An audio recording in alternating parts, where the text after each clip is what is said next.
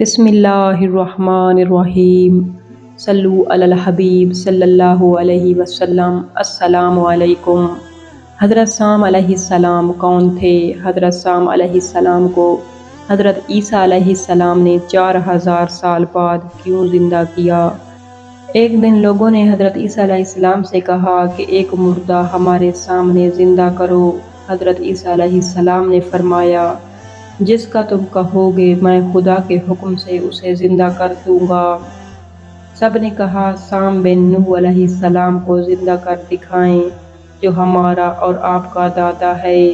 پھر سب لوگ جمع ہو کر حضرت سام کی قبر پر گئے۔ حضرت عیسیٰ علیہ السلام نے 2 رکعت نماز پڑھ کر اللہ تعالیٰ سے دست بستہ ہو کر دعا مانگی، پھر حضرت سام علیہ السلام کو پکارا۔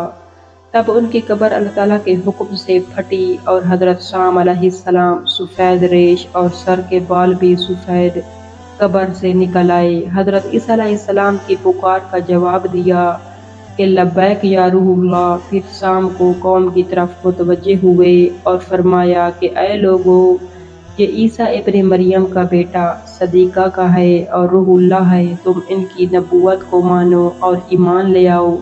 پھر حضرت عیسیٰ علیہ السلام نے حضرت سام علیہ السلام سے دریافت کیا کہ تمہارے مرتے وقت تو سر اور داڑھی کے بال سفید نہ ہوئے تھے، تمہارے یہ بال اب کیوں سفید ہیں؟ حضرت سام علیہ السلام نے جواب دیا کہ جب میں نے تمہاری آواز سنی تو مجھے یہ گمان ہوا کہ قیامت قائم ہو گئی ہے، اس کی ہیبت سے یہ میرے بال سفید ہو گئے ہیں۔